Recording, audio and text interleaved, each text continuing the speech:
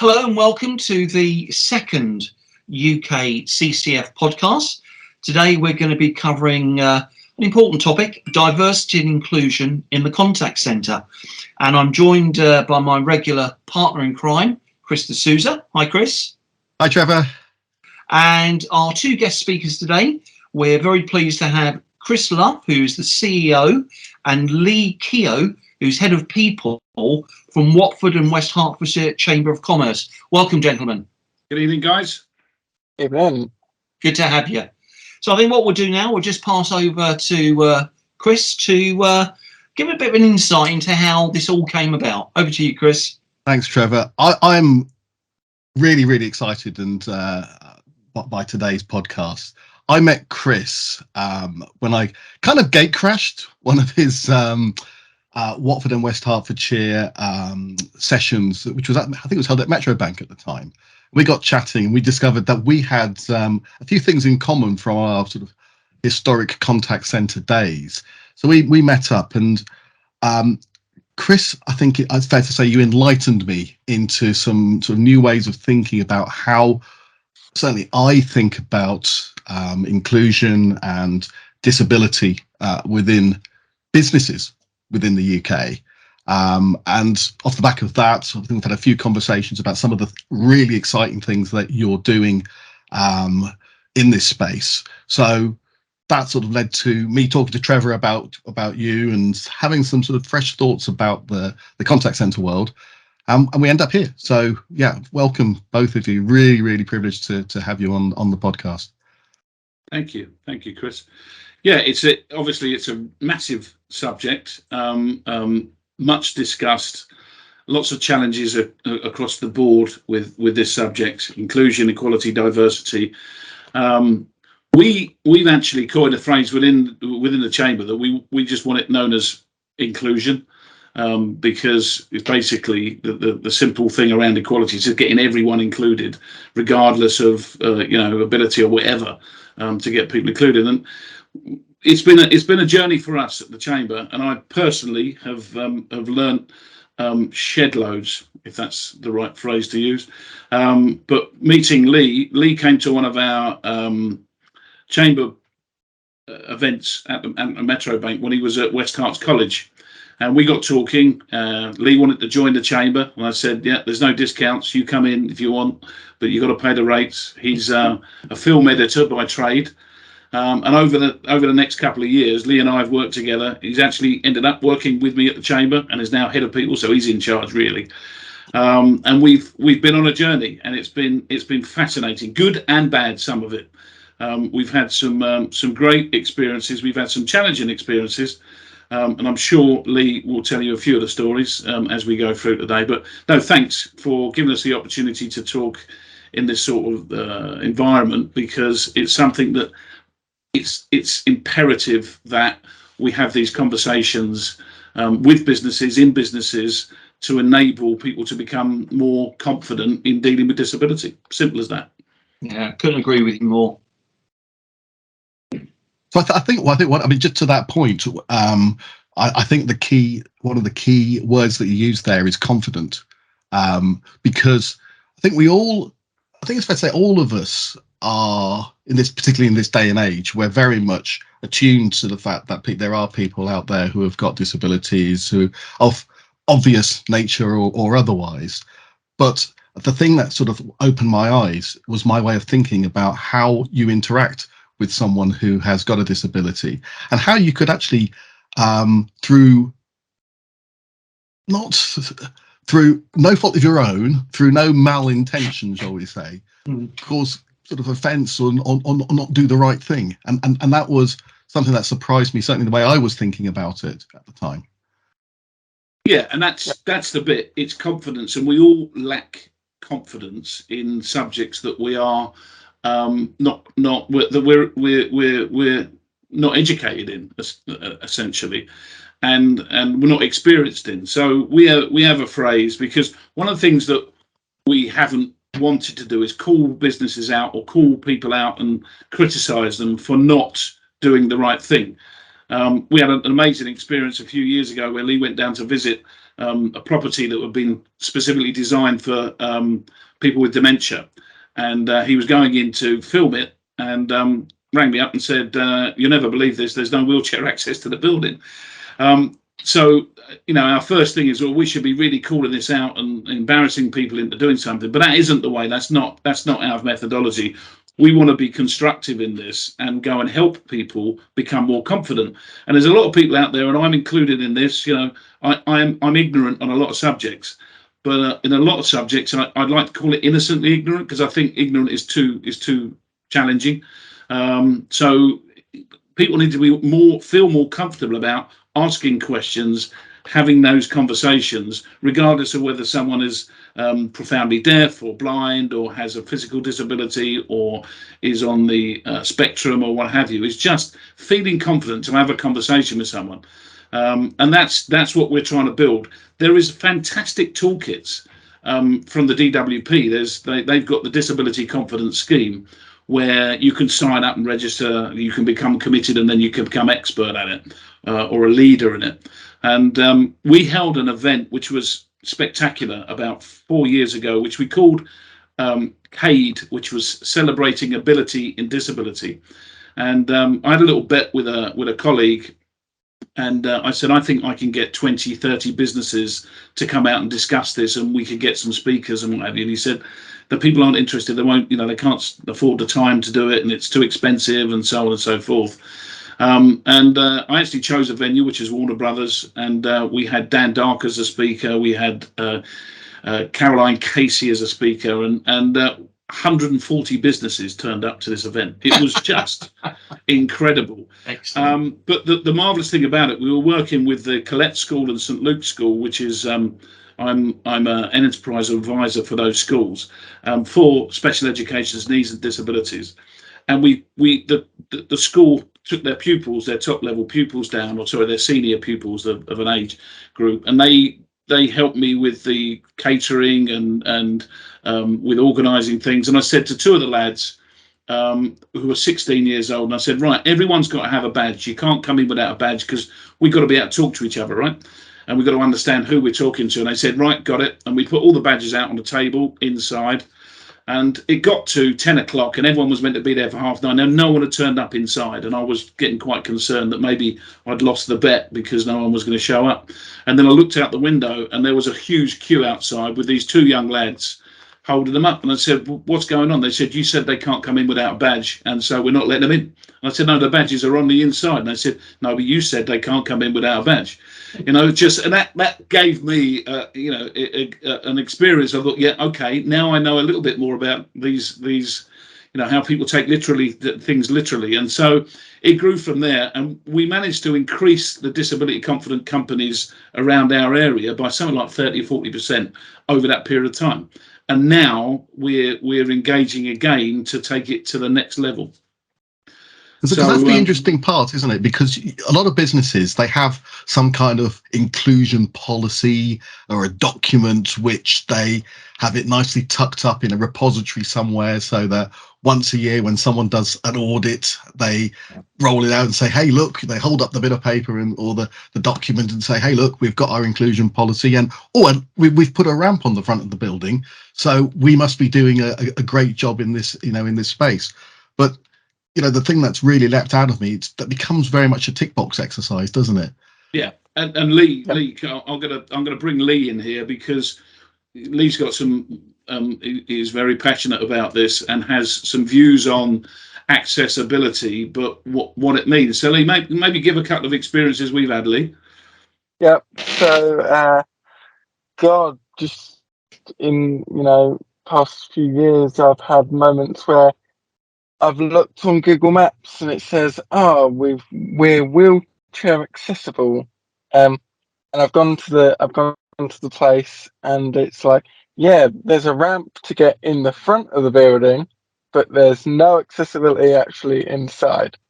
And it's all about, not just being outside accessible, but also inside, in both, physically and also attitude. And it's a big thing for me that I have grown up with my disability, and I've kind of learned that I can do near enough everything as long as I've got a little bit of help. And if you're willing to help me and have the attitude of, you know, listening to me and, you know, assisting me with what I need, then it doesn't all come back to make this accessible, we've got to spend lots of money on a ramp. It comes back to how can we, as a company or as a venue or just as people, support what they're asking me right now. And I've got some great stories of, you know, me and Chris, we went to a pub that was apparently accessible. It wasn't, and the thing is that I'm in a wheelchair, so I'm not entirely capable of walking, but I can walk a little bit.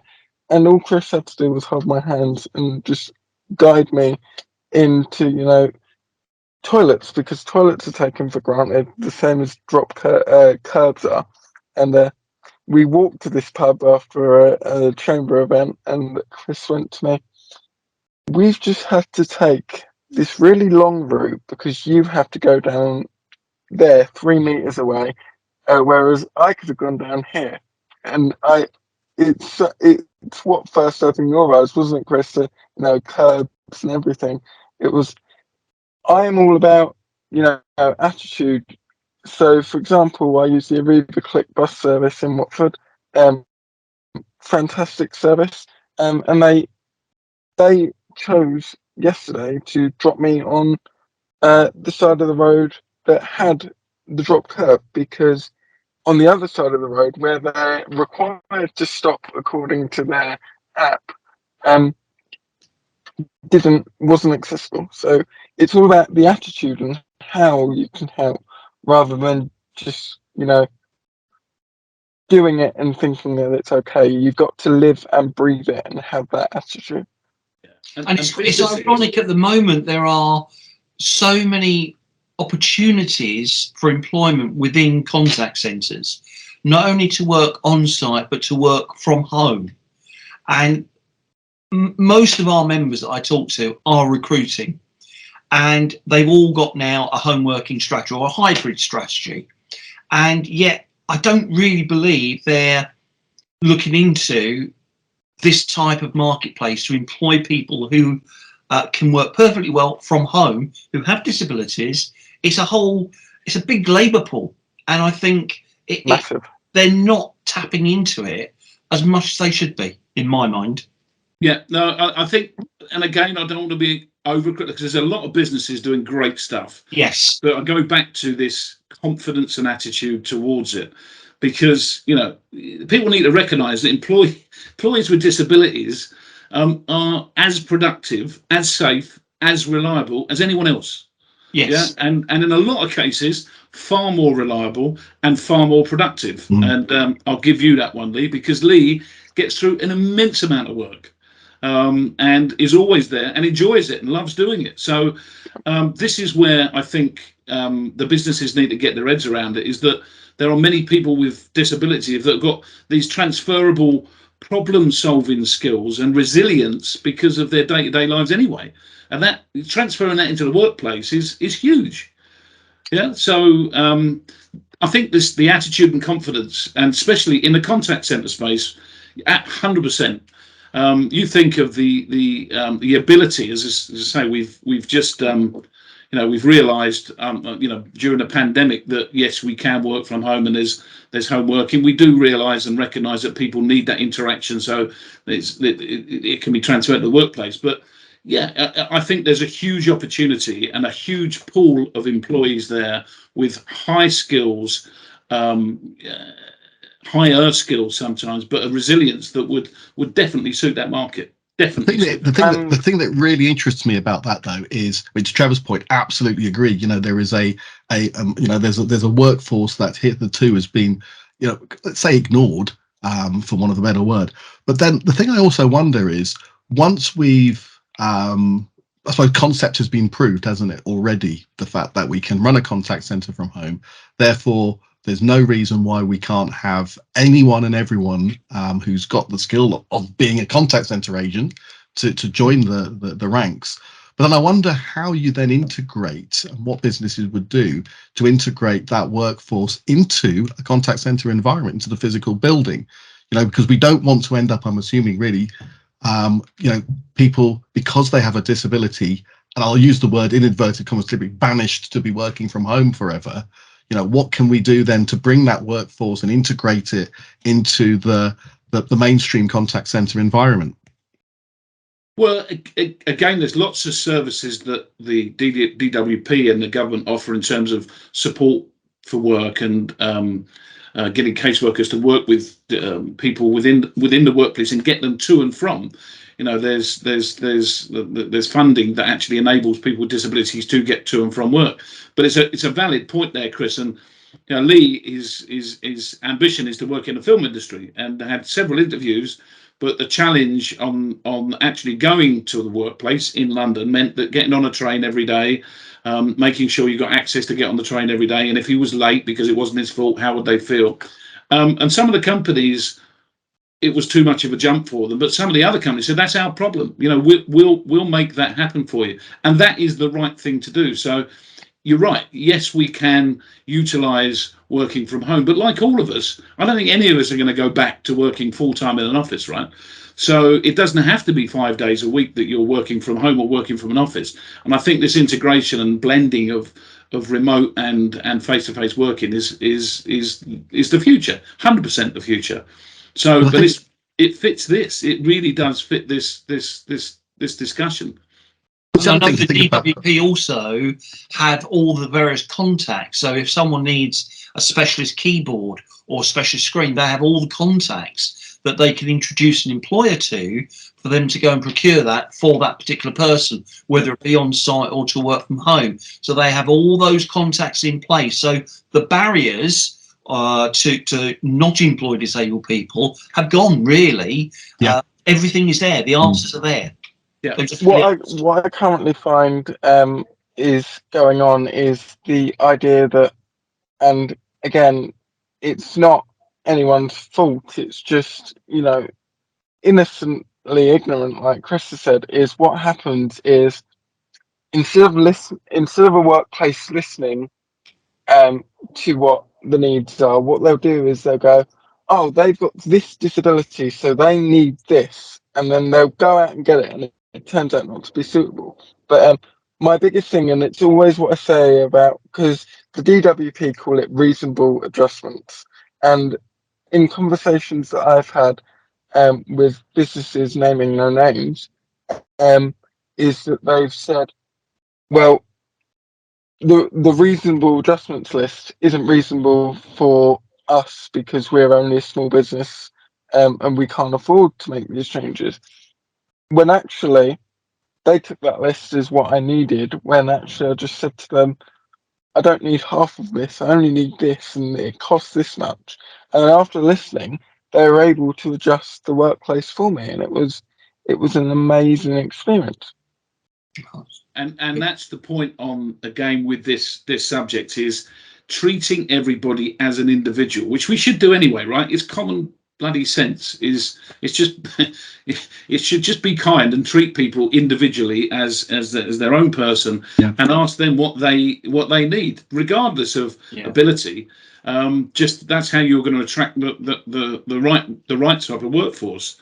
So and that's part of the equality. The equality agenda, if you like, is treating people as individuals and finding out and asking questions and not being frightened to have to ask those questions. And that's the bit where we're trying to bring this into the workplace to talk to people and have an awareness course. So we're in the process of putting together an awareness of inclusion. Basically, we're going to call it the Chamber Inclusion Academy, the CIA. But we're going to go out to businesses and say, look, do you know what? We know this is difficult. We know people are frightened. We know there's a lot of innocent ignorance out there. But why don't you let us have a chat with you, and we can talk to you about it. And by the way, if there is a specific individual that has, as I say, is profoundly deaf or is blind or what have you, they're going to have their own individual needs like the rest of us. The other interesting fact is, and there's been some research done on this, that employees with a disability have far better retention rates and are far more engaged in career development than any other employee. So going back to the commercial side of this, because 1 in 3 people is attached or connected to or is a disabled person. That's 30% of the population, right? So let's look at it commercially. If you get better retention, better productivity, and better interest in developing their careers, why would you not do this? So it's a case of we need to make those middle managers more confident in how they go to recruit and how they address this. And it's not just about accessibility. It is about those reasonable adjustments, but speak to the individual first. Speak to the individual and find out. I think one of the other things that really interested me from one of the conversations we had is also how colleagues interact with people who have got disabilities. We don't have that. Again, coming back to that sort of being able to work together with confidence. It's very easy to overcompensate. For example, there's the classic example of someone who you mentioned, someone who's deaf, and we sort of talk or shout at them. But I think a lot of that comes from, again, that sort of innocent ignorance, the fact that we're sometimes not confident to know what to do, how to conduct ourselves. I think maybe from a fear of offending or a fear of doing the wrong thing or being perceived as being prejudiced in some way. And we don't, I think, as an industry or actually businesses as a whole, do enough in that space to educate people as to how to work together. And the way of doing it, I mean, this is like learning and love the language, right? If you're learning, we've all done this. We've all been away, maybe, on to France or somewhere like that. You want to speak French. You feel silly using it because you're not confident. You don't want to do it, and you feel stupid, so you don't speak the language. And so it's through fear of looking stupid or offending someone. Whereas the reality is, the more you do it, the more confident you get at doing it, the better you get at doing it. And that's the bit we've got to do, is start these conversations, change the conversation from, being patronizing and to actually just asking direct questions without fear of offending someone. And by the way, if you do say something that's not right, then it's okay for the person to say, look, actually, I don't like it that way. Yeah. And everyone's got different opinions. I've got a friend of ours is he doesn't like being called I've lost the hearing impaired. Sorry, hearing impaired. Yeah, he doesn't like the phrase hearing impaired. He actually says, actually, I'm profoundly deaf. That's who I am. So, but other people have that other opinion. So that's okay. We've all got our opinions on it. We just need to have the confidence to start that conversation and say, how does this challenge you? What can I do to help?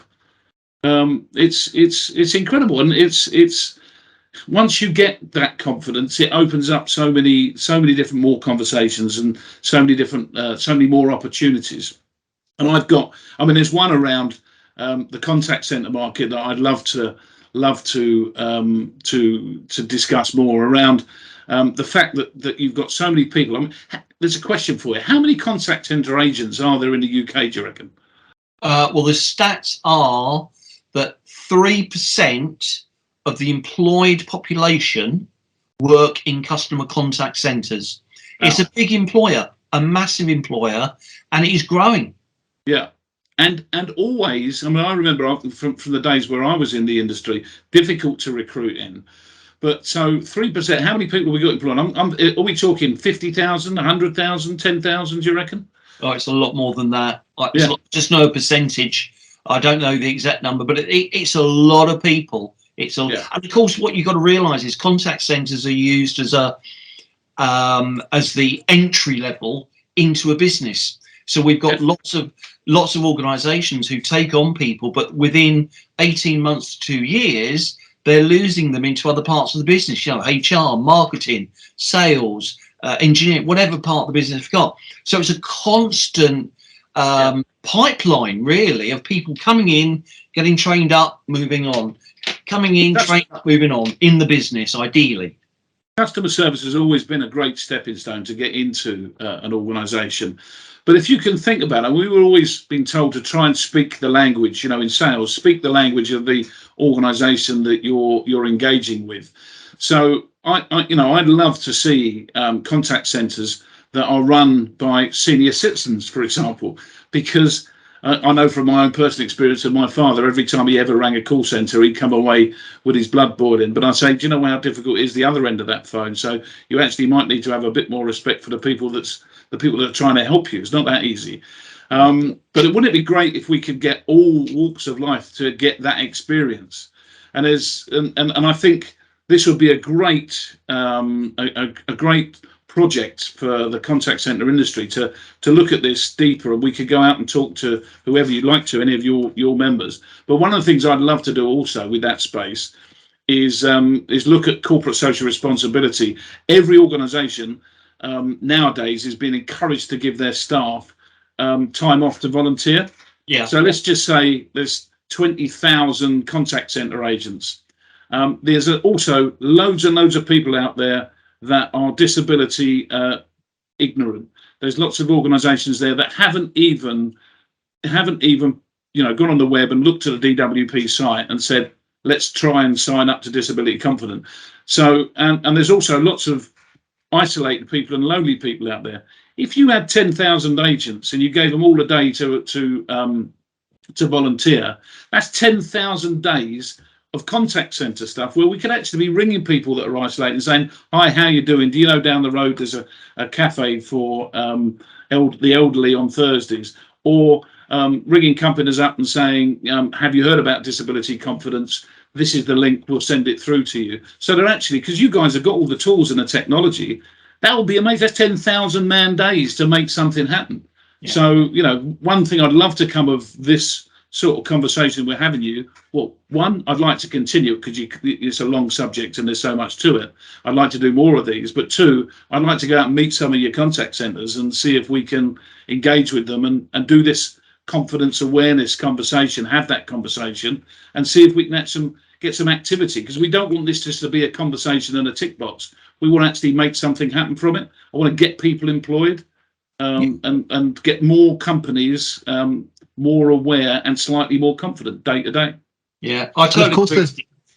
Sorry, Trevor. I was just saying, there's obviously the flip side of the coin as well. You've got customers of businesses who are interacting with contact centres on a daily basis.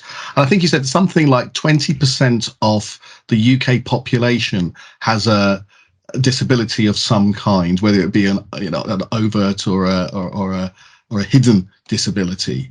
And the way that we are kind of interacting with them, making it difficult, for example, if you've got, for example, a mental health issue and you struggle a little bit, being on the phone for 2 hours to wait to get through to a company can be quite a bad thing for them. How are businesses actually thinking about how do I interact with someone who's got a disability? And when you think about it, and we've talked, Chris, in the past about the retail space as well, by making it difficult for people to access your company, that's 20% potential business that you are essentially turning away or alienating, certainly. Mm-hmm. Mm-hmm. And it's actually more than that, because what will happen is that 20% that have disabilities, it's also their family. If they can't access the place because of their disability, their family is not just going to go in without them. Yeah. So you're also missing customers who aren't necessarily have a disability, but are related to someone with a disability. Yeah, friends and family. That's massive. I mean, now Lee's got such a huge following in Watford. We go out to the pub. We only go to the ones that are actually properly kitted out and the ones that have got the right attitude. We won't go to the others. We can't afford. We're not going to do it. So that's a really valid point there, Lee. So that percentage is a lot higher than it might seem. Very good point. Very good point. Yeah, I agree with you on that one. I know that in a previous career, we had this admin lady who was deaf, and we had 4 admin staff, and by far she was the best admin girl in typing up CVs and letters. Her accuracy rate was so high, it was almost like you just gave her the work and you just knew it was going to be correct. You didn't have to check it, which is credit. And I know people that have disabilities that would love to work in a context. They love talking. They love, interacting with people, and they're just not being given that opportunity, that chance to take that sort of role up, and they will be superb at it. Yeah. No, and that's it. Sorry, Lee, carry on.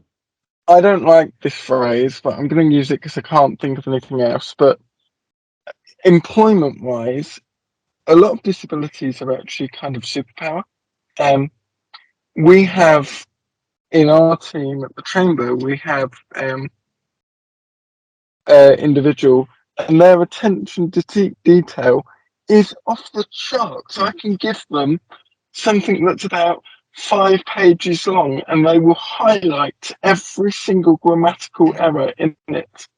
And then what we do is we go through and we correct it. I think it's even better than Grammarly. So Grammarly is perceived to be the best spelling, punctuation, and grammar tool in the world. Give it to someone who's got attention to detail, like this individual work, and it's just amazing. Yeah. I mean, you think of most organisations when they have a personal development plan, they have PDPs on a regular basis. We had this in our business where we'd ask our employees, is there anything we could do to make it easier for you to do your job better? That was one of the phrases that we'd use.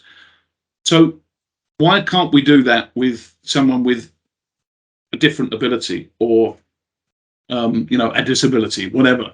It's just say, what can we do to make it easier for you to do your job better? And then you'll see, I mean, there's so many examples of increased productivity and the superpowers that Lee was saying, because my attention to detail is terrible.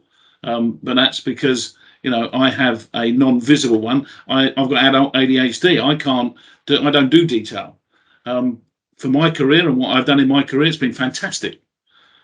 Because I go big picture, ideas, let's go and sort something, let's go and make something happen. But I need to surround myself with people that have got that organisational skills and the admin skills and what have you. And when it adds up and you do it right, it's brilliant. But isn't that interesting, Chris? Right, because we've just gone from talking about people with a disability, which has got a negative connotation, to really what both you and Lee have said is people with a different ability. Yeah. I might not have that ability, but I've got this ability. You're just differently able. That's what kind of a message that you kind of take away from that. Yeah, absolutely. One of my favourite icebreakers when talking about this subject, and I when I've done presentations before, I've put it up on the screen, where I've asked the audience if they can speak French, if they can swim, and if they can sing. Now, someone's going to say no. Because you can't speak French, does that mean you've got a disability because I can? It's just different abilities, and it all comes down to, again, it's the attitude. I can't speak French, but someone that can has a better ability at speaking French than I do. So it all comes down to what you need the ability for. I'm not saying that disabilities don't exist, because I think that there should definitely be labels on, conditions, but it's looking at what you need the ability for, not the disability. And looking at it positively. It's one of my favourite icebreakers, and it gets everyone thinking within the first 5 minutes. It's good, yeah. Do pigeons think that humans are disabled because they can fly? That's a great line. But all of this thing, stereotyping and labelling, just as Lee said there, stereotyping is okay. It's like pain. It's okay for the first second because it enables people to have a fight or flight if they feel comfortable in that area. But stereotyping people for longer and without becoming more knowledgeable about it is dangerous. And likewise with labels, they are very good in certain circumstances. They can be positive because you can then understand the individual's better needs, if you like, by understanding that. But yeah, it's one of these things, and we just the whole subject is basically just be kind and just be nice to people and ask questions and treat everyone as an individual and treat everyone equally. There's processes that within business that we need to go through about recruitment to make sure that we're not we're not being too generalist in how we go out and recruit people and so on, and we understand that, but I guess the whole subject, everyone's life matters, and how do we go about our day-to-day work life and personal life feeling confident to have conversations, and to increase our knowledge on that subject, and to feel more comfortable, because the more we do it, the better it will get. Fact, that's the way it's going to be. Chris, I think we've just scratched the surface of this particular topic, and I think there's probably many more conversations that we need to have. But I think from a starting point of view, I hope that this podcast has given people a few things to think about. Particularly, obviously, we talk to the contact center industry, so an industry which is passionate. Certainly in my head, I know in Trevor's as well. That hopefully we think that's a little bit differently for those people that listen to the wise words that have come out today. Yeah, and I think from my point of view, I think Chris, Lee, more than happy to support you, promote what you're doing to both our members and our non-members, to help you educate people and to get these people work. Love to do so. I'd love to have conversations with you outside of this to see exactly what we can do to let people know about you guys and the areas that we can support them on. No, brilliant. I'd love to engage and use us we do talks or sessions like this. If you're doing any more of these sessions, what I'd love to do is bring along some people, some individuals, and let them explain their personal circumstances and what their potential is, and let's do it around the contact center space, because you've opened my eyes to a few things today. So just for half an hour, and I can't believe it's only half an hour. I could go on for another hour and a half on this easily. But yeah, let's start that conversation, and I'd love to get this contact center volunteering thing together. Let's get people making phone calls to people that are in need, and phone calls to encourage businesses to be more confident. That would have a massive social value impact. Massive. I'd love to work with you on that one. Love to. I do happen to know of a number of our members that I think we could persuade to help and support us on that one. We just need to work out some sort of plan, but happy to do that. Even if we just do a small pilot and see how that goes, and then we can spread the word about how that worked, and then that gives other people confidence that someone's done it, right? Okay, great. Well, I think that sort of brings us nicely to the close of this session. I'd just like to thank Chris Luff and Lee Keogh from the Watford and West Hertfordshire Chamber of Commerce for joining us today and educating us on what can easily be done, and hopefully we can work with you on this going forward. I know I do. Chris wants to as well, so I'm sure we can make a few things happen. I'd also like to thank my partner in crime, Chris D'Souza, for helping out today. Thank you very much indeed. The podcast will be available on our website, and hopefully we can bring you more of these, and I think potentially look at potentially a contact centre that is doing this at the moment. I'd like to get them involved and get them to join us and educate us on what they're doing and where they started from to where they are today. So, gentlemen, thank you very much indeed. It's been a pleasure, and thank you very much indeed, and look forward to seeing you soon. Thank you. Thanks, Trevor. Bye for now. Bye-bye.